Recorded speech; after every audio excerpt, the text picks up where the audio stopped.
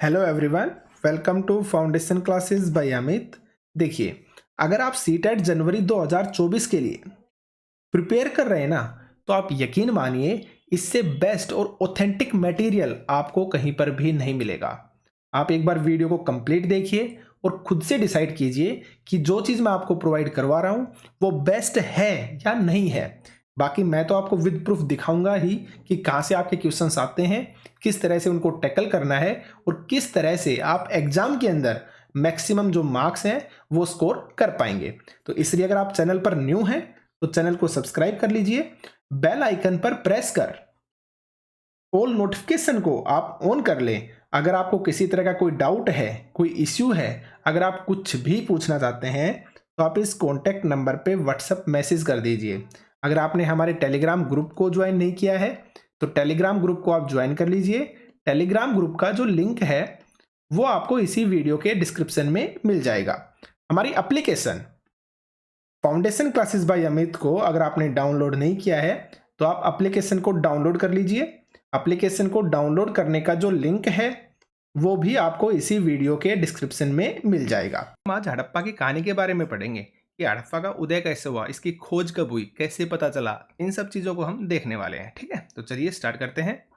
लगभग 150 साल पहले, कितने साल, लगभग 150 साल पहले, जब पंजाब में पहली बार रेलवे लाइन बिछाई जा रही थी, तब काम में लगे हुए जो इंजीनियर थे ना, उनको अचानक से हड़प्पापुरा स्थल मिला था, जो कहाँ पर है फिलहाल, आधुनिक पाकिस्तान के अंदर। क्योंकि देखिए 150 साल पहले भारत आज़ाद तो हुआ नहीं था, भारत और पाकिस्तान क्या थे, मिक्स थे, तो ये उस समय की बात है। लेकिन अगर आज पूछा जाता है हड़प्पा कहाँ पे है, तो हड़प्पा आपका आधुनिक पाकिस्तान के अंदर पड़ता है। इस चीज़ को आप याद रखना, ठीक है। इन्हें बिछाने के लिए ईंटों की जरूरत थी, भाई रेलवे लाइन बिठाई बिछाई जा रही थी, तो रेलवे जो लाइन है उसको बिछाने के लिए ईंटों की जरूरत पड़ रही थी। तो यहाँ से काफ़ी मात्रा में ईंट ली गई थी और एक तरह से इसे क्या कर दिया गया था, उजाड़ दिया गया था। लेकिन बाद में जब लगभग 80 साल पहले पुरातत्वविदों ने इस स्थल को ढूंढा, तब पता चला कि यह उपमहाद्वीप के सबसे पुराने शहरों में से एक है। तब जाकर इस चीज़ के बारे में पता चला था।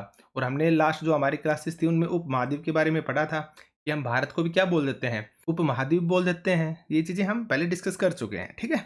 आगे चलते हैं। देखिए, इसके बाद आपको कुछ फैक्ट याद रखने हैं। ये फैक्ट मैंने जो कॉम्पिटिटिव एग्जाम है ना वहाँ से उठाए हैं, ये आए हुए क्वेश्चंस हैं आपके। ये आपके एनसीईआरटी में गिवन नहीं है, लेकिन आपके लिए मोस्ट इंपॉर्टेंट है, आपको याद रखने हैं, ठीक है। अगर आपसे पूछा जाता है हड़प्पा की खोज कब हुई थी, तो आप बताएंगे 1921 के अंदर। और किसने की थी, दयाराम साहनी और एम एस वत्स ने, ठीक है। दयाराम साहनी और एम एस वत्स ने 1921 के अंदर। और अगर आपसे मोहनजोदारो की खोज पूछी जाती है तो आप बताएंगे 1922 के अंदर। और किसने की थी, आर डी बनर्जी ने, यानी कि जस्ट एक साल बाद। तो आपको ये चीज़ें याद रखनी है। अगर आपसे पूछा जाता है मोहनजोदारो से कौन कौन सी चीज़ें मिली हैं, तो काफ़ी इस चैप्टर में हम पढ़ने वाले हैं, ठीक है। लेकिन फिर भी आप याद रखना, स्नानागार कहाँ से मिला है, आपका मोहनजोदारो से। धान्यगार, डांसिंग गर्ल, दाढ़ी वाला आदमी यानी कि दाढ़ी वाले आदमी की प्रतिमा, डांसिंग गर्ल की प्रतिमा, वसुदेव महादेव की मूर्ति, ये कहाँ पर मिली है आपको, मोहनजोदारो से मिली हैं। ये सारी चीज़ें आपको याद रखनी है, ठीक है। अगर आपसे पूछा जाता है पुजारी की प्रतिमा और बैल की मोहर, तो ये बताएंगे आप हड़प्पा से।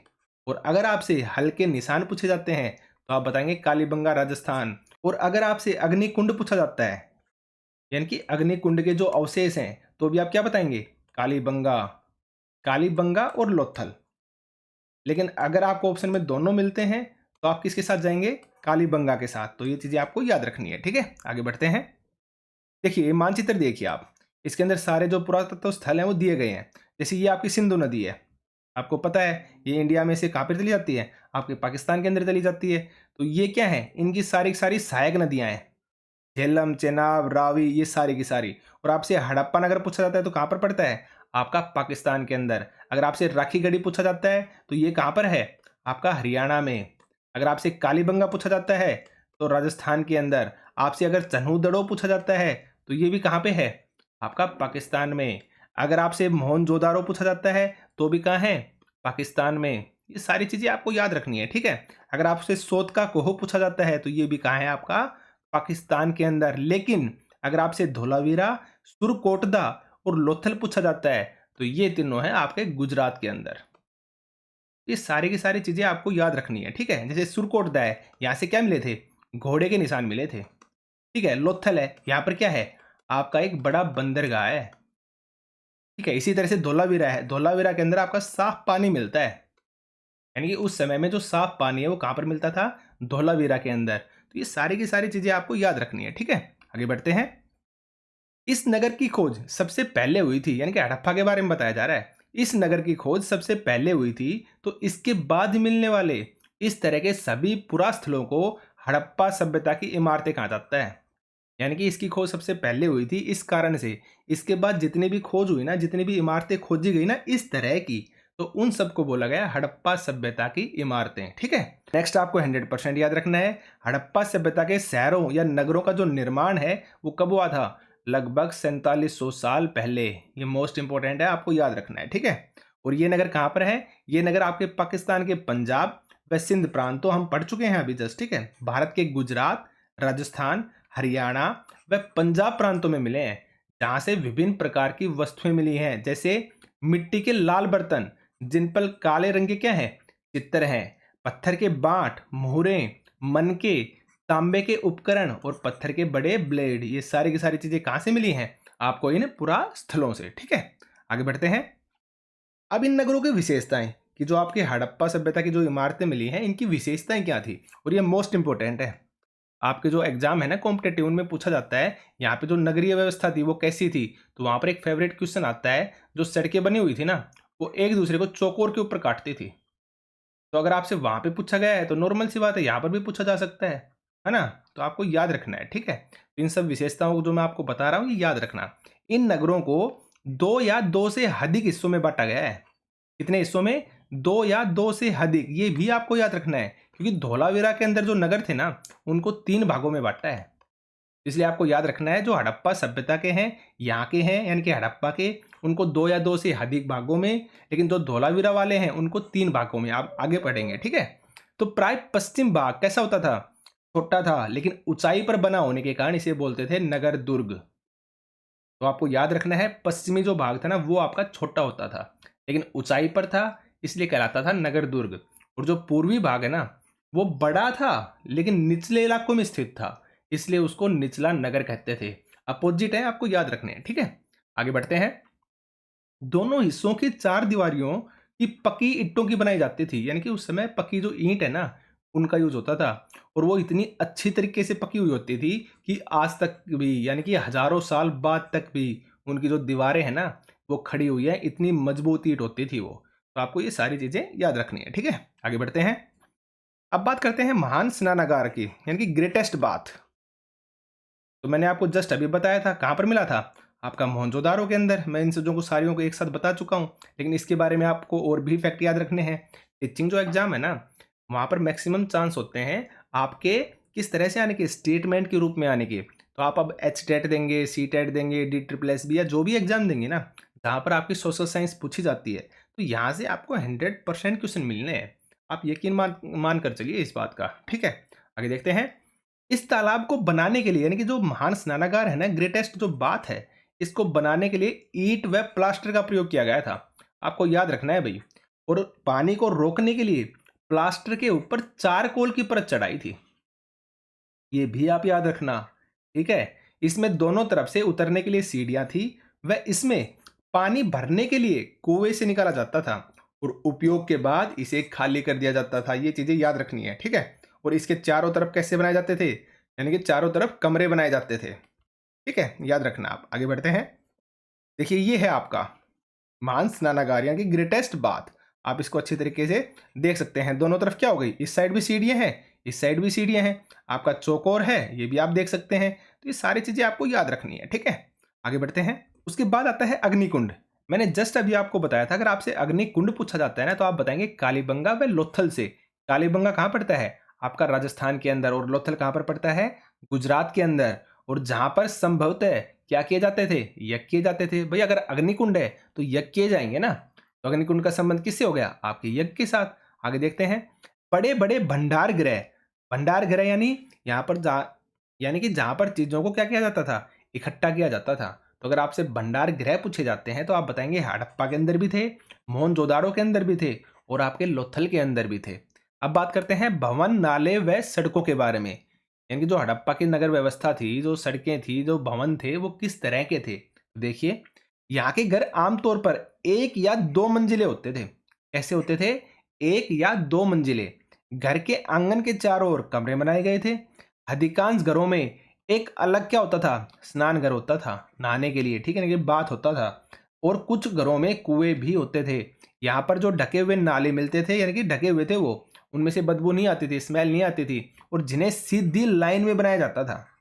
ये मोस्ट इंपॉर्टेंट लाइन है भाई। इन्हें कैसे बनाया जाता था? सीधी लाइन में, ताकि उनका रख-रखाव व साफ-सफाई आसान हो। और ये इंपॉर्टेंट पता है क्यों है? क्योंकि मैंने आपको जस्ट अभी बताया ना, सड़कों के बारे में क्वेश्चन पूछा जा चुका है। अक्सर ये क्या होती थी? एक दूसरे को चौकोर पे काटती थी। इतनी अच्छे तरीके की व्यवस्था होती थी इतने पुराने समय में, ठीक है? यानी कि जो आज अगर हम देखते हैं ना, तो आज से भी बेहतर बनाए जाते थे उस समय में मकान, या जो व्यवस्था होती थी वो सारी चीजें आपको याद रखनी है, ठीक है? आगे देखते हैं। हर नाली में हल्की ढलान होती थी, ताकि पानी आसानी से बह सके। घरों की नालियों को सड़कों की नालियों से जोड़ दिया जाता था। आप समझ गए होंगे, ठीक है? आगे बढ़ते हैं। देखिए, ये है आपकी मोहनजोदाड़ो की सड़क। ठीक, आप देख सकते हैं ये सड़क हो गई, और ये देखिए क्या बना दिया, नाला बना दिया बीच के अंदर। इस तरह से होती थी, ठीक है? ये उस समय के कुएं हैं भाई, आप देख सकते हैं, याद रखना। आगे बढ़ते हैं। हड़प्पा के नगरों में लिपिक रहते थे। तो आपको याद रखना है, जो लिपिक है ना, उनका काम क्या होता था? तो जो लिपिक थे, वो मोहरों पर लिखने का काम करते थे। जो मोहर होती है ना, तो मोहरों पर जो लिखा जाता है, लिखने का काम करते थे आपके लिपिक। और हड़प्पा के नगरों में शिल्पकार भी रहते थे। शिल्पकार स्त्री पुरुष भी रहते थे, जो अपने घरों या किसी उद्योग स्थल पर तरह तरह की चीजें बनाते थे। तो शिल्पकार भी थे हड़प्पा के नगरों में, और आपके लिपिक भी थे। लिपिक का काम था मोहरों पर लिखने का, और जो आपके शिल्पकार हैं, वो तरह तरह की चीजें बनाते थे, ठीक है? आगे देखते हैं। पुरातत्वविदों को हड़प्पा के नगरों से विभिन्न वस्तुएं मिली हैं। अब वो कौन कौन सी वस्तुएं हैं भाई? पत्थर मिले हैं, शंख मिले हैं, तांबे, कांसे, सोने और चांदी जैसी धातुओं से बनी वस्तुएं भी मिली हैं। कहां से? आपके हड़प्पा के नगरों से, ठीक है? आगे बढ़ते हैं। अगर आपसे पूछा जाए, तांबे व कांसे से बने क्या मिले? औजार, हथियार, गहने व बर्तन। और अगर आपसे सोने और चांदी से पूछा जाता है, तो सोने और चांदी से सिर्फ और सिर्फ गहने और बर्तन ही बनाए जाते थे। लेकिन तांबे और कांसे से क्या बनाए जाते थे? गहने और बर्तन तो बनते ही बनते थे, साथ में औजार भी और आपके हथियार भी। ये चीज याद रखनी है आपको। मन के पाठ व फलक मिले हैं। कहां से? हड़प्पा के नगरों से। कहां से मिले हैं? हड़प्पा के नगरों से, याद रखना आप। आगे बढ़ते हैं। हड़प्पा सभ्यता के लोग आयताकार, ये मोस्ट इंपोर्टेंट है, याद रखना है। आपसे पूछा जा सकता है कि हड़प्पा कालीन जो मोहरें हैं, वो किस आकार की होती थी? चौकोर होती थी, शंकु के आकार की होती थी, या आयताकार होती थी, ठीक है, या वर्ग के आकार में होती, या गोले के आकार में होती थी? तो ये सारी चीजें आपको याद रखनी है, एक एक पॉइंट को याद रखना है। तो हड़प्पा सभ्यता के जो लोग हैं ना, उनकी जो मोहरें थी, वो आपकी आयताकार होती थी, जिन पर जानवरों के चित्र मिलते थे। किनके चित्र? जानवरों के चित्र, ठीक है? हड़प्पा सभ्यता के लोग काले रंग से डिजाइन किए गए खूबसूरत लाल मिट्टी के बर्तन बनाते थे। काले रंग से डिजाइन किए गए होते थे, और लाल रंग के होते थे। दोनों चीजें याद रखनी है आपको। अगर आपसे कपास की खेती के अवशेष पूछे जाते हैं, तो आप बताएंगे मेहरगढ़। और मेहरगढ़ कहाँ पर पड़ता है? आपका पाकिस्तान के अंदर। ये भी आपको याद रखना है। यानी कपास की खेती के अगर अवशेष पूछे जाएं, तो आपके मेहरगढ़ पाकिस्तान से। कपड़े के टुकड़ों के अवशेष, जो चांदी के फूलदान के ढक्कन व तांबे की वस्तुओं से चिपके हुए मिले थे। अगर आपसे कपड़े के टुकड़ों के अवशेष पूछे जाएं, तो आप क्या बताएंगे? मोहनजोदारो में। दोनों चीजें आपको याद रखनी है भाई। अगर कपास की खेती पूछी जाती है, जिस इससे भी तो कपड़े बनते हैं ना बाद में, तो ये मेहरगढ़ पाकिस्तान बताएंगे आप। लेकिन अगर आपसे कपड़े के टुकड़ों के अवशेष पूछे जाएं, तो आप बताएंगे मोहनजोदारो से, ठीक है? आगे बढ़ते हैं। देखिए, ये देखिए आप, ये है आपके हड़प्पा की मोर, और ये है उस समय की जो मिट्टी होती थी ना, पक्की मिट्टी, उसके बनाए गए खिलौने। तो आप इस मोर को देखिए।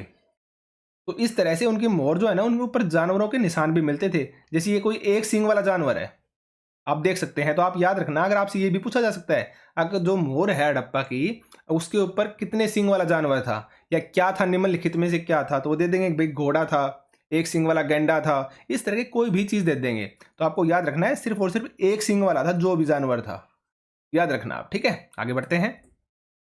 मन के बनाए जाते थे कार्निलियन पत्थरों के। तो आपको ये चीज याद रखनी है, जो मन के बनते थे ना स्पेशली, वो किन चीजों के बनाए जाते थे? आपके कार्निलियन पत्थरों के बनते थे, आपके मन के, याद रखना। और कढ़ाईदार वस्त्र पहने व्यक्ति की मूर्ति कहां पर मिली है?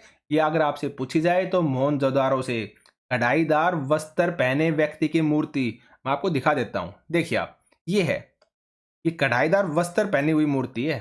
तो ये कहाँ पर मिली है? आपकी मोहनजोदाड़ो से। और ये है बाट।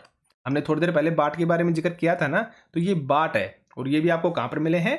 आपके हड़प्पा नगरों में। ठीक है, आगे देखते हैं। अब बताती है फेंस की। अगर फेंस क्या होते हैं तो देखिए, इन्हें कृत्रिम रूप से बनाया जाता था। बालू या सफ्टिक पत्थरों के चूर्ण की गोंद में मिलाकर उनसे वस्तुएं बनाई जाती थी। यानी कि एक तरह की मिट्टी टाइप होता था जिससे वस्तुएं बनती थी। ठीक है, उसके बाद उन वस्तुओं पर एक चिकनी परत चढ़ाई जाती थी जिनका रंग कैसा होता था? या तो नीला होता था या फिर हल्का समुद्री हरा होता था इनका रंग, याद रखना आप। और फेन से क्या क्या चीजें बनती थी? आपके मन के बनते थे, चूड़ियां बनती थी, पाले व छोटे बर्तन बनाए जाते थे। किससे? आपके फेन से। ये चीज आपको याद रखनी है। ठीक है, आगे बढ़ते हैं। ये मैं आपको बता चुका हूं, ये कढ़ाईदार वस्त्र पहने हुए व्यक्ति की मूर्ति है जो आपको मोहनजोदाड़ो से मिली है। और ये क्या है? ये आपके चौकोर बाट है, बाट। ठीक है, आगे चलते हैं। अब देखिए, पत्थर को तराशना, मन के चमकाना और मोहरों पर पच्चीकारी करने का काम जो होता था ना, ये विशेषज्ञ का होता था। लेकिन मोहरों पर हमने क्या बात की थी थोड़ी देर पहले? जो डिजाइन बनाए जाते थे, यानी कि लिखा जाता था। जो लिखने का काम कौन करते थे? आपके लिपिक करते थे। लेकिन इन पर पच्चीकारी का जो काम है ना, वो विशेषज्ञ करते थे। अब विशेषज्ञ किसे कहते हैं वो देखिए आप। विशेषज्ञ उन लोगों को कहा जाता था जो किसी खास चीज को बनाने के लिए खास तरह का प्रशिक्षण लेते थे, वो कहलाते थे आपके विशेषज्ञ। ये चीज आपको याद रखनी है। ठीक है, अब बात करते हैं कच्चा माल की। भाई किसी भी चीज को बनाने के लिए कच्चे माल की तो जरूरत होती है।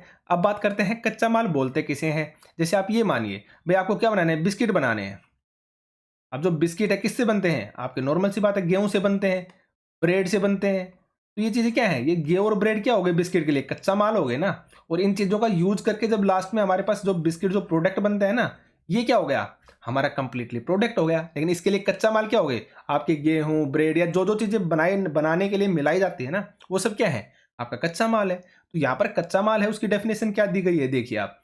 कच्चा माल उन पदार्थों को कहते थे जो या तो प्राकृतिक रूप से मिलते हैं या फिर किसान या पशुपालक क्या करते थे?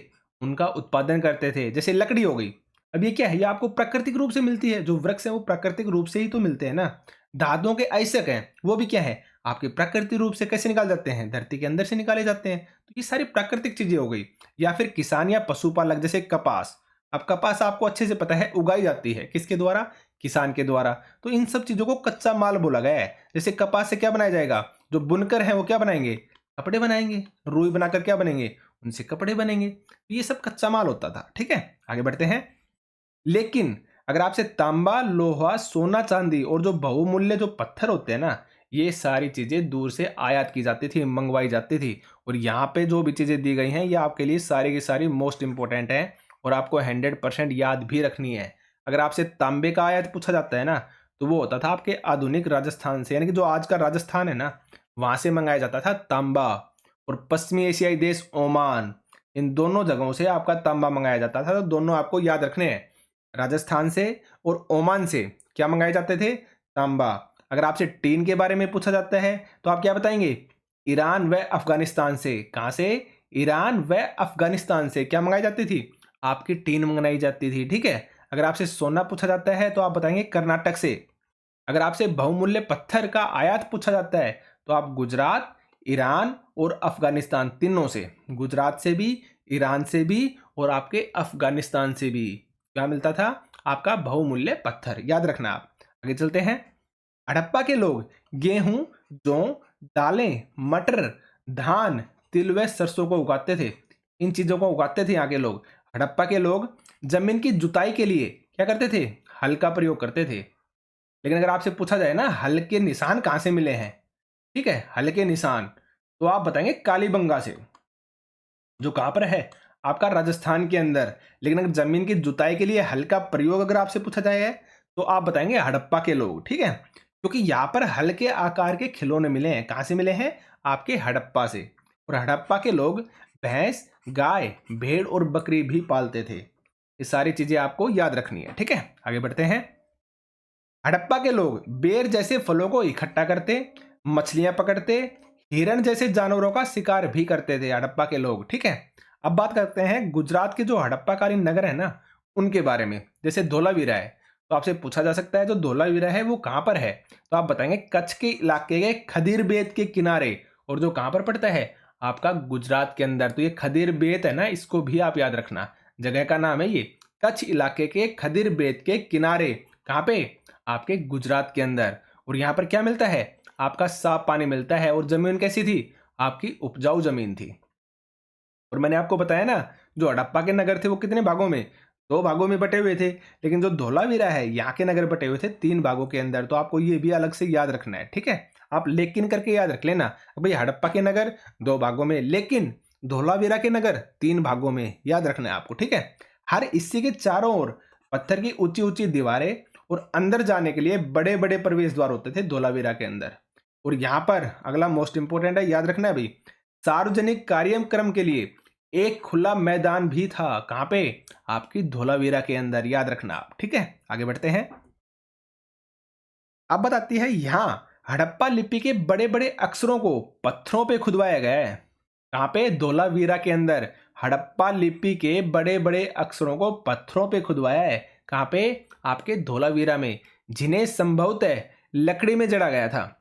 यह अनोखा और अवशेष है, क्यों, क्योंकि आमतौर पर जो हड़प्पा के लेख थे ना या जो मोहर थी ना वो छोटी वस्तुओं पर मिलती थी। लेकिन जो आपकी धोलावीरा है यहाँ पर पहली बार ऐसा हुआ कि जो हड़प्पा के क्या है, मोहर है, लेकिन कैसे, बड़े बड़े पत्थरों पर खुदी हुई मिली। तो इस डिफरेंस को आप याद रखना, ठीक है। अगर आपसे लोथल नगर पूछा जाता है तो आप कहां पर बताएंगे, खंबात की खाड़ी, जो कहां पर पड़ती है, आपकी गुजरात में।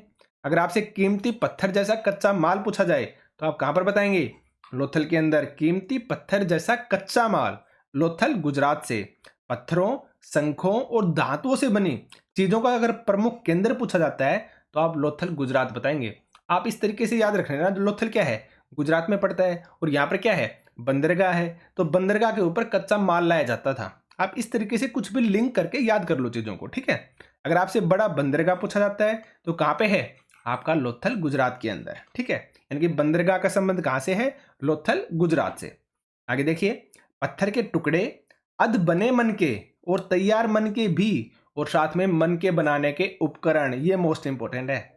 मन के बनाने के उपकरण अगर आपसे पूछे जाते हैं तो कहां पर मिले हैं, लोथल गुजरात के अंदर। तो ये सारी चीजें याद रखना, मन के बनाने के उपकरण कहां पे, लोथल गुजरात में, ठीक है। आगे चलते हैं।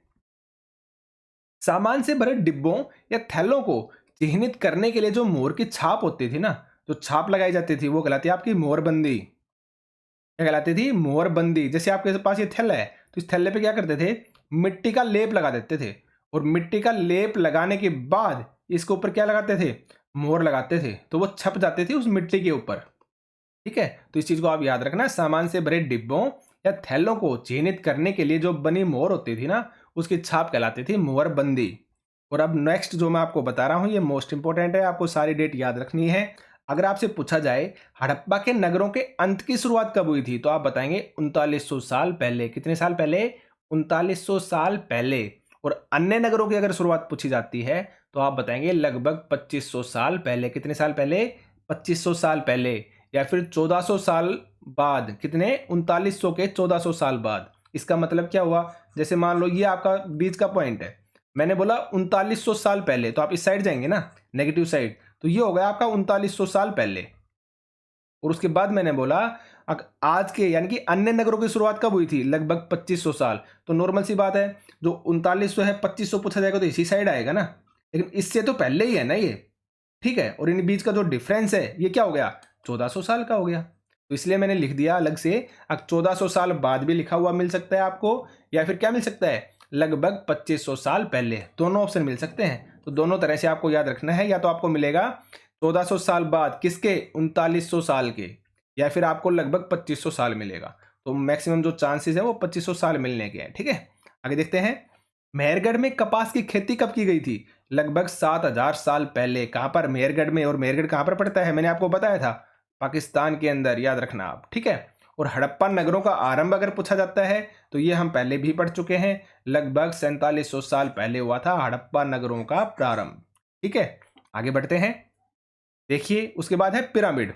और पिरामिड हर किसी को पता है, जो आपकी हॉलीवुड मूवी है उनमें भी आपने देखा होगा, कहां पर है, आपके मिस्र के अंदर मिलते हैं। कहाँ पर मिलते हैं? मिस्र के अंदर। तो इनके बारे में पढ़ते हैं हम। देखिए, लगभग 5000 साल पहले मिस्र में शासन करने वाले राजाओं ने सोना चांदी, हाथी दांत, लकड़ी और हीरे जवाहरात लाने के लिए अपनी सेनाएं दूर दूर तक भेजी थी। कब भेजी थी? लगभग 5000 साल पहले। और इन राजाओं के बड़े बड़े मकबरे बनवाए गए थे और इन्हें कहा जाता है पिरामिड। ठीक है, यानी कि राजा राजाओं के बड़े बड़े जो मकबरे हैं ना, उन मकबरों को बोला जाता है पिरामिड। और राजाओं के जो शव हैं जिनको बोला जाता है मम्मी। ये तो आपने पढ़ा भी होगा, इसके ऊपर हॉलीवुड मूवी है मम्मी और उसके 3 पार्ट आ चुके हैं। तो अगर आप देखना चाहें तो उसको देख सकते हैं। ठीक है, तो राजाओं के शवों जिसे बोला जाता है मम्मी को दफनाया गया कहाँ पर? पिरामिड के अंदर दफनाया जाता था। और इनके साथ देखिए क्या क्या चीजें दफनाई जाती थी। इनके शव के साथ खाने की चीजें, पेय, वस्त्र, गहने, बर्तन, हथियार, वाद्य यंत्र और यहाँ तक कि जो सेवक सेविकाएं हैं ना, वो भी साथ में दफनाए जाते थे। ठीक है, साथ में जानवर भी दफनाए जाते थे। तो ये सारी चीजें आपको याद रखनी है। ठीक है, आगे बढ़ते हैं। उसके बाद है देखिए, इतिहास में शवों को दफनाने की परंपरा को देखते हुए सबसे ज्यादा जो धन दौलत खर्च की जाती थी ना, किस पर? शवों को दफनाने में। तो वो कहां पर की जाती थी? आपकी मिस्र के अंदर। ये चीज आप याद रखना। ठीक है, तो आज का सेशन सिर्फ इतना ही था। आप यकीन मानिए, इनसे बाहर आपको कुछ भी नहीं मिलेगा। चाहे आप एसटेट दीजिए, चाहे आप सीटेट दीजिए, आप किसी भी एग्जाम को दीजिए।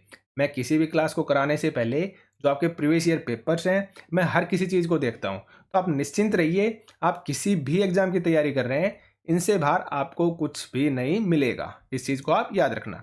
और प्लीज़ वीडियो को लाइक कीजिए, शेयर कीजिए, चैनल को सब्सक्राइब कीजिए और कमेंट सेक्शन में कमेंट आप किया कीजिए मुझे, ताकि पता चले कि आपको चीज़ें पसंद आ रही हैं या नहीं आ रही हैं। ठीक है, तो आज के सेशन में सिर्फ इतना ही था।